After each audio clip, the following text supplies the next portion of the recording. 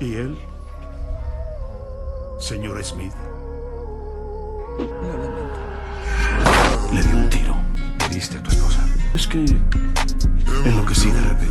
Un multimillonario descubre que su esposa le es infiel, pero en lugar de enfrentarse a ella, decide vengarse de la forma más fría, calculada y despiadada posible. Diseña un crimen impecable, un plan tan perfecto que nadie podría imaginar su verdadero alcance. Lo que parece un caso sencillo pronto se convierte en una batalla de ingenios. Un joven fiscal ambicioso, cegado por su propio ego, se enfrenta al juicio que definirá su carrera, pero cada palabra, cada gesto y cada silencio del acusado ya estaban previstos. En este juego mortal de inteligencia y manipulación, no hay espacio para los errores, porque a veces el crimen perfecto no consiste en no dejar huellas, sino en hacer que todos las sigan al lugar equivocado. Hablamos de la película Crimen Perfecto. La historia comienza con un contraste inesperado. Un sistema de pistas de canicas, lleno de giros y mecanismos imposibles, aparece en pantalla mientras de pronto se entrelazan escenas apasionadas de dos amantes. Lo inquietante es que parecen mundos distintos, pero intuimos que más adelante se revelará la conexión. La escena cambia y descubrimos al creador de ese sistema, Ted Crawford, un ingeniero irlandés emigrado a Estados Unidos para explotar su brillantez. Él no solo es prodigio, también es agudo, calculador y vive en una lujosa zona de Los Ángeles. En su oficina, una foto sonriente de su esposa Jennifer Crawford llama la atención, porque justo en ese instante ella aparece acompañada de otro hombre. El contraste es evidente. Entonces ocurre una interrupción. Su secretaria le notifica algo y Ted abandona la empresa. Antes de irse, resuelve en segundos un problema técnico que había mantenido perplejos a sus empleados durante horas, revelando una mente fuera de lo común. Acto seguido, sube a su impresionante coche y conduce velozmente. La imagen se corta hacia Jennifer, quien aprovecha la ausencia de su marido para encontrarse con el detective Rob Nunnally. Lo inquietante es que él, siendo policía, ni siquiera sabe que ella está casada con Ted, ni que el hotel donde se citan es un territorio cargado de riesgos. Ella lo evita cuando él insiste en avanzar más, alegando no estar lista todavía. Lo siguiente que vemos es a Ted llegando en su deportivo, estacionándose justo frente al hotel donde acabamos de ver a la pareja. Ahora todo adquiere tensión. Inesperadamente, Ted llama a la central de policía para confirmar que Rob Nunnally no está de servicio. Enseguida lo localiza en el balcón de la habitación, junto a Jennifer. La escena revela algo perturbador. Ted, oculto bajo un disfraz improvisado, atraviesa el área de la piscina del hotel con una calma inquietante, mientras observa a su esposa y su amante sin que ellos sospechen. Lo que ellos no saben es que ya están siendo vigilados. Entonces ocurre otro giro. Ted consigue la tarjeta de acceso a la habitación y entra silenciosamente. Dentro, descubre pruebas aún más claras de la traición, con la cama totalmente desordenada, testigo de lo ocurrido. Su mirada transmite decepción profunda. Sin hacer ruido, abandona el lugar y regresa de inmediato a su mansión, cargando consigo el peso de lo visto. La imagen corta nuevamente, y esta vez nos muestra a Jennifer. Ella no regresa a casa hasta la tarde, segura de que su secreto sigue intacto. Lo perturbador es que ignora por completo que Ted ya lo sabe todo, que ha presenciado su infidelidad y que algo de forma inevitable está a punto de desatarse. De pronto la imagen se traslada a la casa, donde Jennifer se sorprende al ver a Ted, pues él suele llegar tarde. Lo inquietante es que Ted no toca el tema de inmediato, solo le dice que volvió antes porque sentía una urgencia de verla. La abraza y confiesa que la observa dormir por las noches, lo cual a ella le resulta perturbador. A continuación, Ted admite que piensa constantemente en ella en el trabajo y que se siente abrumado. Pregunta si sabe lo mucho que la ama, pero Jennifer corta la tensión diciendo que no quiere discutir. Entonces ocurre un cruce extraño. Ted insiste en que solo quiere describir lo que siente, y ella responde que así no suenan los sentimientos. Cuando él le pregunta cómo son, Jennifer esquiva la conversación, alegando que últimamente siente que Ted se cree más inteligente y más poderoso. La escena revela una confesión inquietante. Ted afirma sentirse indefenso ante ella. Con calma, decide posponer la charla, pero antes la besa y asegura que la ama. Ella, fría, replica que ya lo sabe. En ese instante, el giro es inesperado. Ted le dice que puede dejar de fingir, pues conoce la verdad sobre su amante. Jennifer, acorralada, solo alcanza a decir "lo siento". El ambiente se oscurece de inmediato. Ted le responde que no lo sienta, que el conocimiento duele, pero que incluso ese dolor le ofrece placeres. Inesperadamente saca un arma. El momento se congela. Jennifer se da la vuelta y él, sin dudar, dispara directo a su rostro. El estruendo alerta a los jardineros, que interrumpen su labor y corren hacia la casa preguntando por el señor y la señora Crawford. Lo perturbador es que Ted responde con violencia, disparando a las ventanas para ahuyentarlos. Después, con precisión inquietante, reparte los casquillos por distintos rincones y arroja su camisa ceniza a la chimenea, borrando huellas. La cámara sigue su frialdad, arrastra el cuerpo de Jennifer por el suelo, dejando tras de sí un rastro de sangre. Acto seguido, la policía llega al lugar. La escena corta a un oficial informando lo sucedido al detective Rob Nunnally, que se muestra alterado. Lo que sigue es aún más tenso. Ted, dueño de la situación, le permite ingresar solo a Rob. El detective se acerca con la convicción de que Crawford mantiene un rehén en la casa. Lo inesperado es que ambos acuerdan dejar sus armas para poder negociar en paz, iniciando un enfrentamiento psicológico que marcará un punto de no retorno en la historia. Ahora la tensión se dispara cuando Rob menciona que los jardineros llamaron a la policía al escuchar varios disparos. Inesperadamente, Ted lo interrumpe y exige que lo llame por su nombre. El ambiente se corta. Rob pregunta por su esposa y Ted, sin tapujos, confiesa que le disparó en un ataque de ira. Lo inquietante es que el detective no sabía que Jennifer era su esposa, hasta que descubre un rastro de sangre y comprende la verdad. La víctima es su amante. El impacto es devastador. Lleno de furia, Rob se lanza contra Ted, dispuesto a matarlo. Entonces ocurre lo inevitable. Sus compañeros intervienen a la fuerza y lo separan de Crawford. Mientras Ted es arrestado, los oficiales se percatan de algo perturbador. Jennifer aún respira, como si la muerte misma se hubiese retrasado por un milagro. Lo desconcertante es que a Ted no lo sorprende. Al contrario, parece parte de su plan calculado. La escena corta y desde el asiento trasero de una patrulla, Ted sonríe a Rob, anunciando sin palabras que su venganza apenas comienza. Después, la policía inicia el levantamiento de evidencia, mientras Rob, todavía con ira, le ordena a un colega revisar la habitación de la víctima. La imagen cambia y aparece un nuevo rostro, Willie Beecham, joven fiscal adjunto, ambicioso y con hambre de triunfo.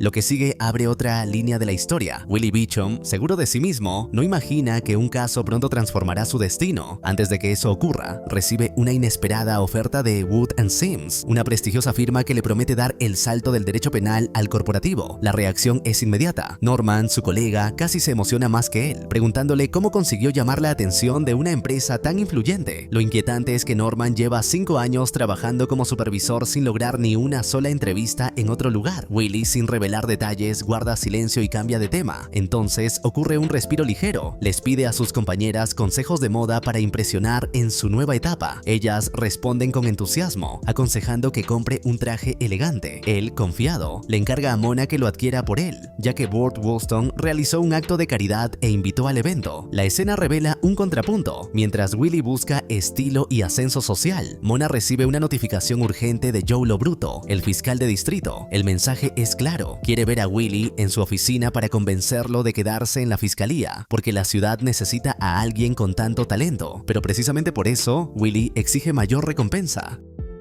La escena nos muestra a Joe Lo Bruto, quien resignado siente que al menos intentó retenerlo y le desea lo mejor a Willie en su futuro. Reconoce que tiene experiencia en litigios y una habilidad que seguramente lo hará destacar en el sector privado. Entonces ocurre un gesto cordial. Le pregunta si la ciudad de Los Ángeles puede hacer algo más por él. Willie, agradecido, responde que no. Poco antes del final de la jornada, cuando ya estaba a punto de retirarse, Norman lo interrumpe con un caso de intento de homicidio. Al inicio, Willie se niega, pero Norman le recuerda que todos están ocupados y que será un trámite rápido. Existe una confesión firmada y un arma con huellas. Solo debe presentarse en audiencia. Willie acepta, viéndolo como su último trabajo. El detalle curioso es que derramó café en su traje, así que pasa a recoger el nuevo, convencido de que la elegancia refuerza su confianza, pues odia perder. Al comienzo del juicio, Crawford rechaza al abogado de oficio y se niega a contratar uno. Prefiere representarse solo. Willie lo cuestiona, señalando que ya confesó y que lo sensato sería negociar. Sin embargo, Ted insiste en declararse inocente. Por obligación legal, el caso se convierte en juicio.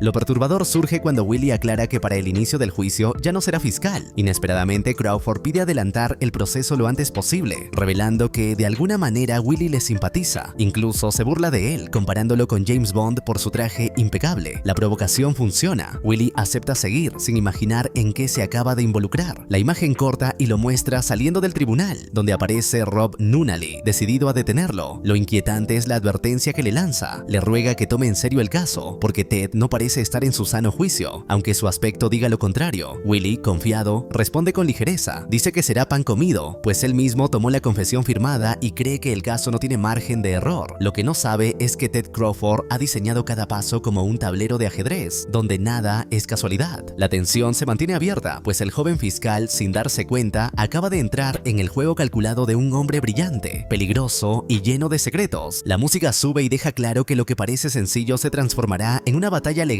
impredecible, donde cada palabra pesará más que una bala.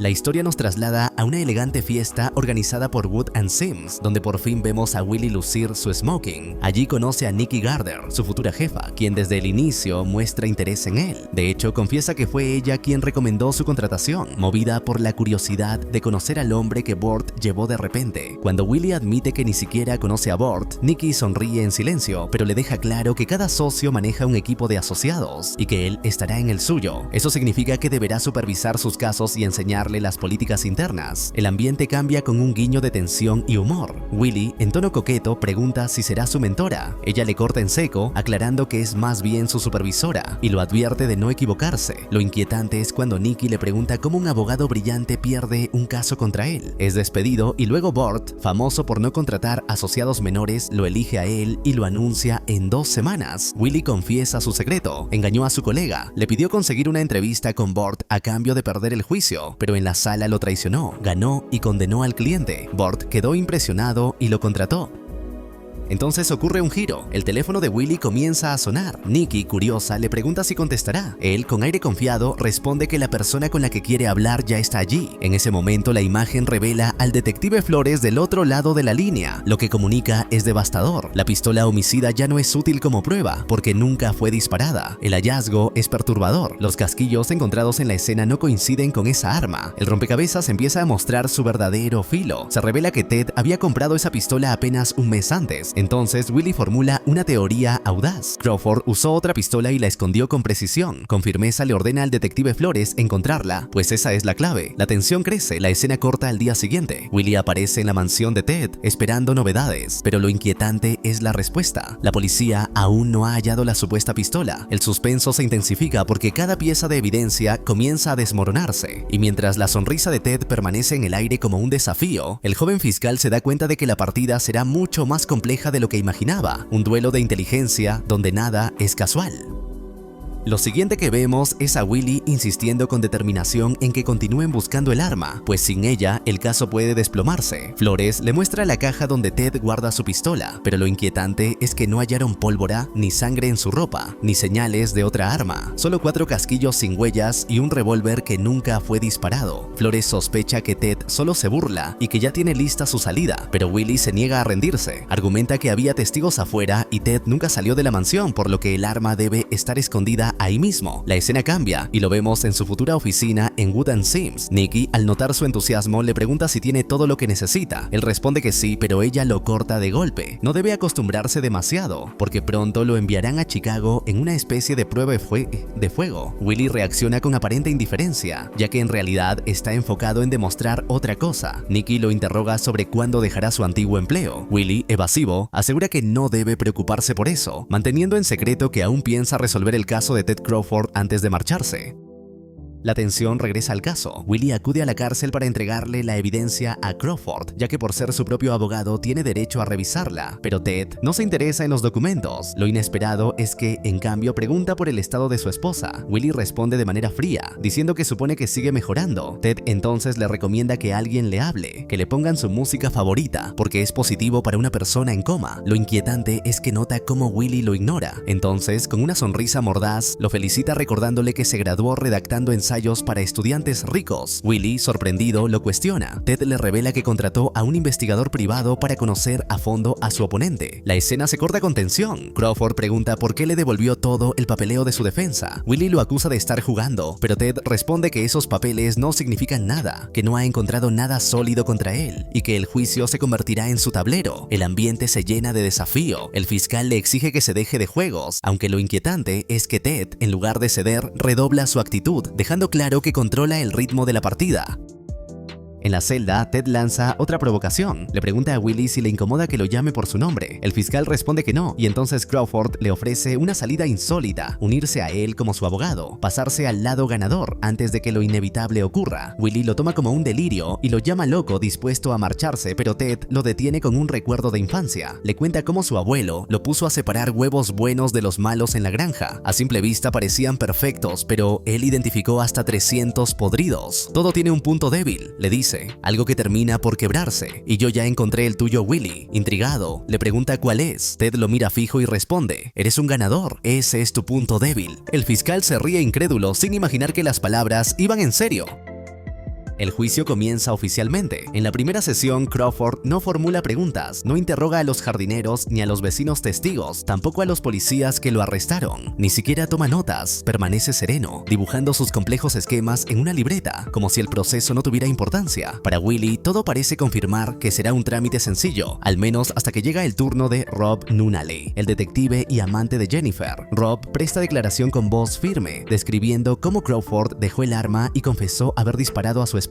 Explica que no estaba bajo drogas ni alcohol, que estaba consciente de cada palabra. Willie lo presiona para que repita exactamente lo que dijo Ted, y Rob asegura: se volvió loco de repente, tomó el arma y le disparó. Es ahí cuando Crawford interrumpe por primera vez. Levanta la voz con una objeción y acusa a Rob de mentir. Frente a todos, revela el dato que nadie esperaba: la víctima era su amante. Por esa razón, Ted estaba tan tranquilo. La sala queda en silencio. El golpe es devastador. Willie pide a la jueza un receso para hablar con el testigo, pero Rob, incapaz de contener su furia, se lanza contra Crawford, demostrando exactamente lo que Ted quería exponer.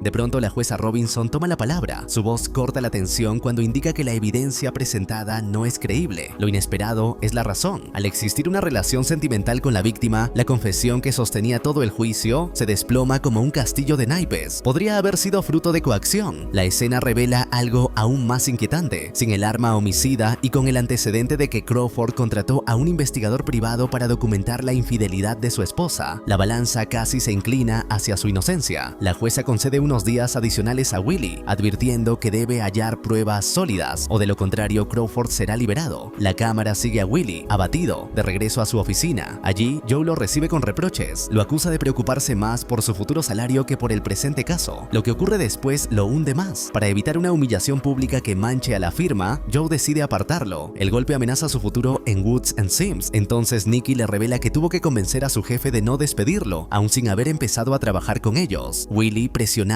y avergonzado, le jura que no volverá a suceder, que ya no habrá distracciones. Nikki acepta su promesa y lo invita a llamarla después de la reunión.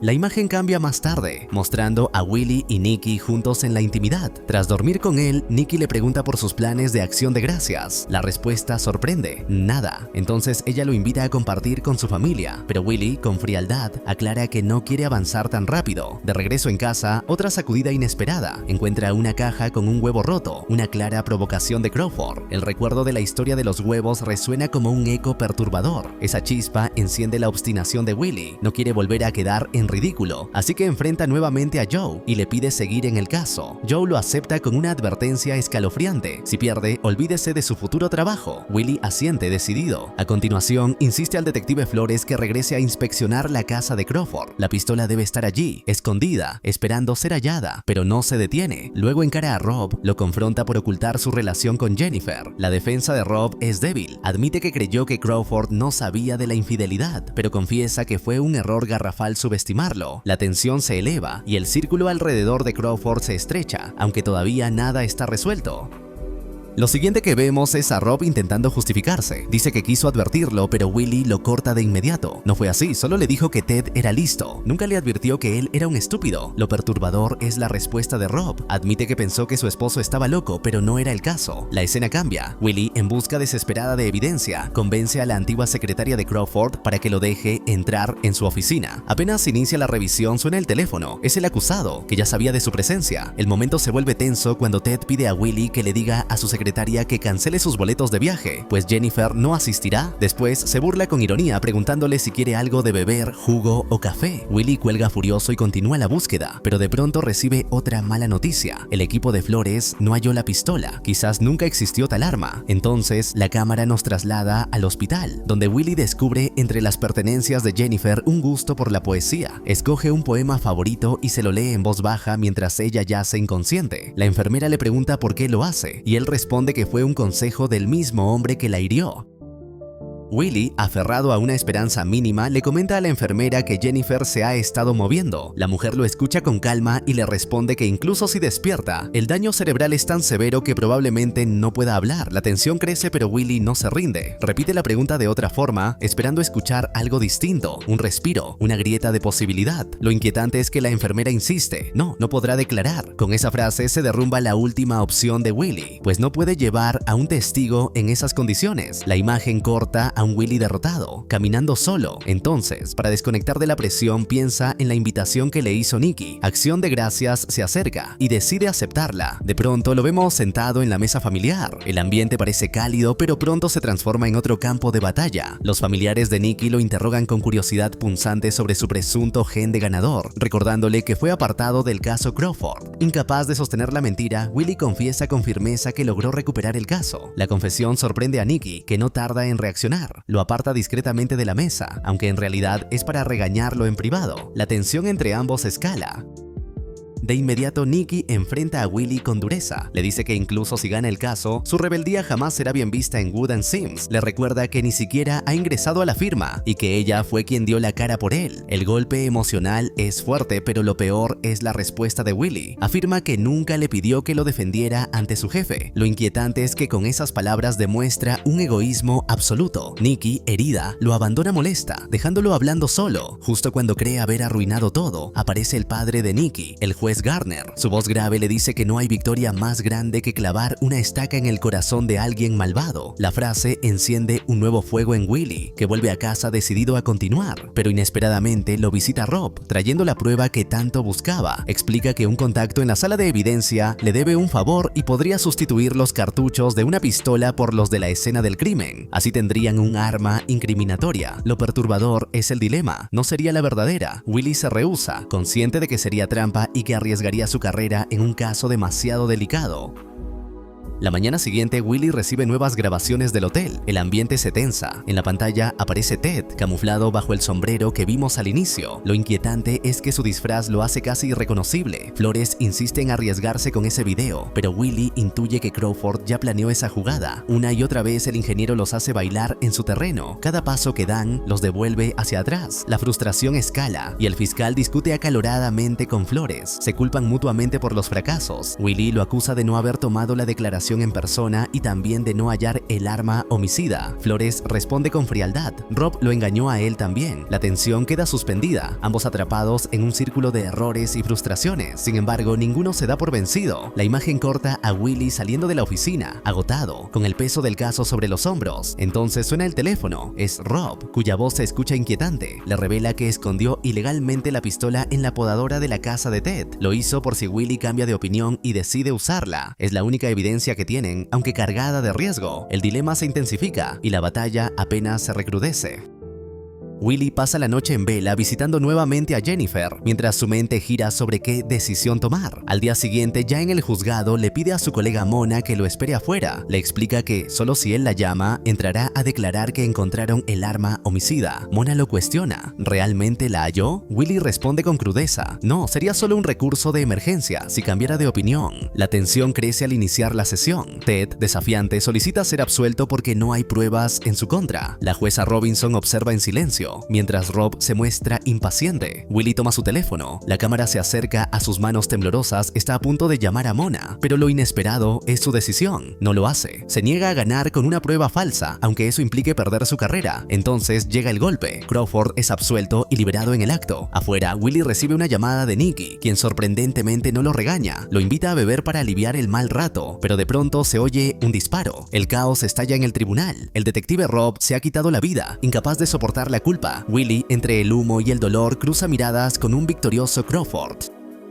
La imagen cambia y nos lleva a la calma perturbadora de la casa de Crawford. El ingeniero disfruta de sus máquinas de canicas, mientras Willy pasa la noche junto a Jennifer en el hospital, vigilando su respiración. Al amanecer, lo inesperado. Aparece Ted con un cínico saludo. Willy se levanta para marcharse, pero Ted lo detiene. Su voz gélida lo obliga a escuchar. Exige que sea más amable, porque de él depende la vida de Jennifer. El detalle escalofriante es que podría ordenar la desconexión de las máquinas que la mantienen con vida. El aire se congela. Para Willy todo cambia. Ya no es un caso legal, es un dilema moral. La cámara sigue su rostro, donde la rabia y la impotencia se mezclan. Sin más opciones, recurre a Nikki. Le pide ayuda para abrir un nuevo juicio contra Crawford, pero la respuesta es devastadora. Ella le dice que ese caso no tiene nada que ver con su firma. Con esas palabras, Nikki deja en claro que Willy no pertenece a ese lugar. La escena final del bloque se detiene en él, solo, enfrentando la magnitud de la amenaza. Crawford sigue libre y la vida de Jennifer pende de un hilo. La batalla